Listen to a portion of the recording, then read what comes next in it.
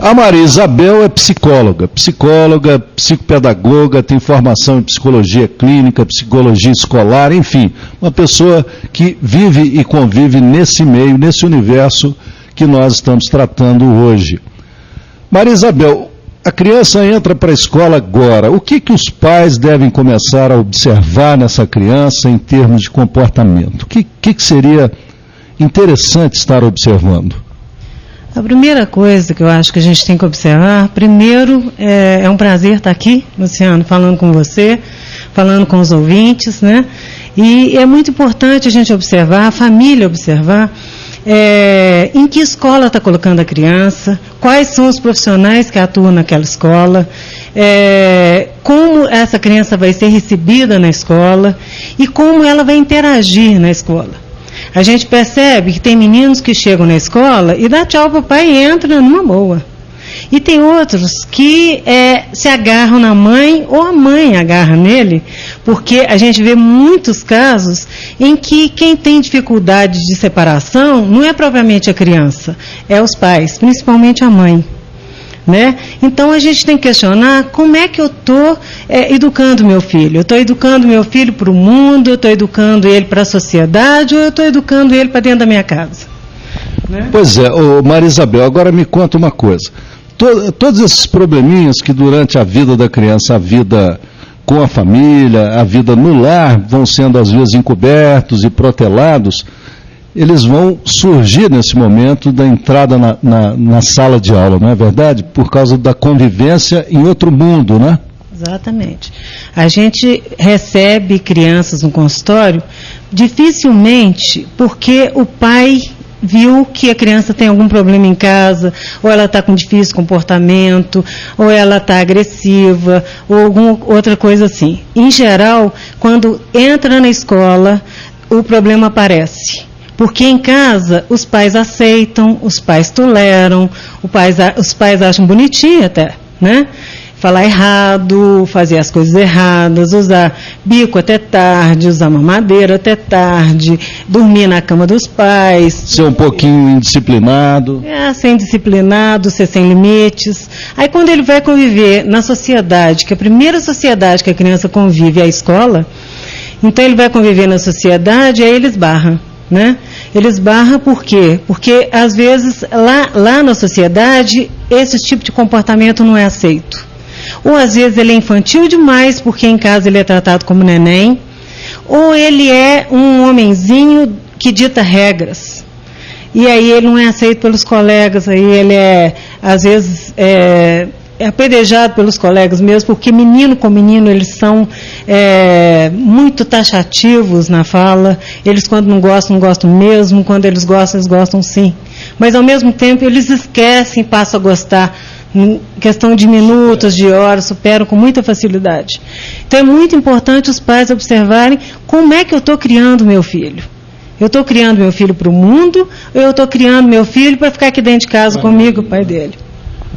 Maria Isabel, para a gente encerrar, o que você aconselharia para as famílias, para os pais, nesse momento, assim, é claro que cada caso é um caso, mas o que você aconselharia de forma geral, nesse momento que a criança sai de casa e vai para a escola?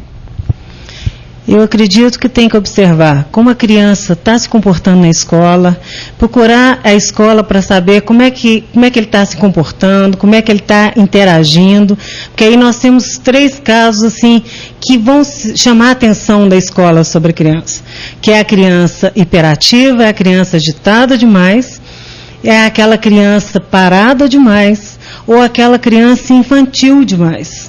Né? Às vezes é aquela criança que ainda não desenvolveu nem a fala, ela fala como um bebê. Né? Aquela criança que não para quieta, que anda e sobe, desce, bate e é agressiva. Né? E aquela criança que é parada demais. Né? Podem bater, pode fazer o que quiser com ela, ela continua ali, intacta. Então, são 3 casos que têm que ser observados. Né?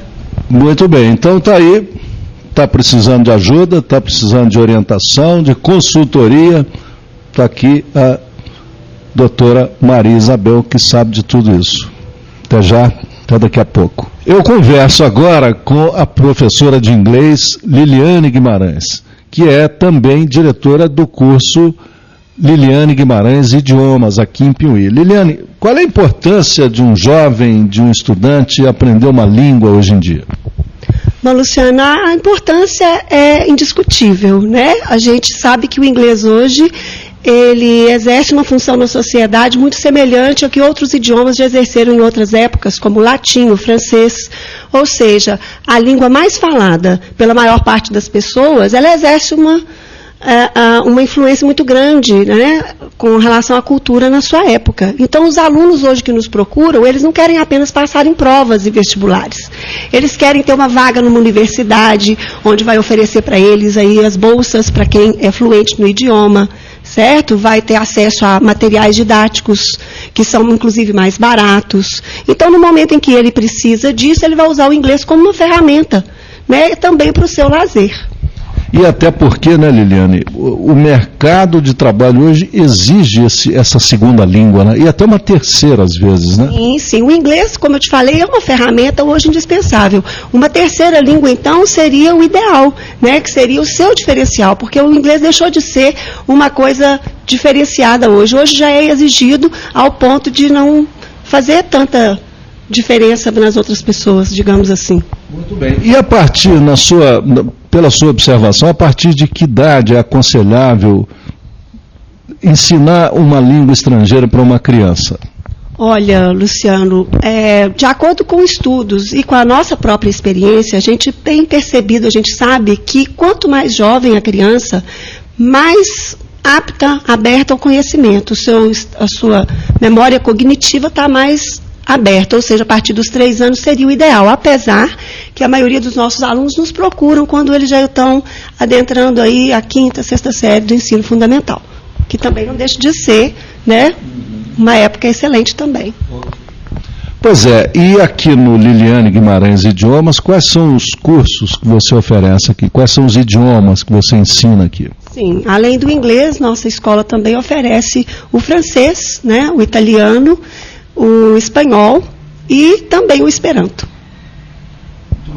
E o piauiense tem procurado, o estudante piauiense tem procurado o ensino de idiomas? Sim, cada dia mais eles estão mais conscientes da importância e da necessidade de se falar, principalmente o inglês.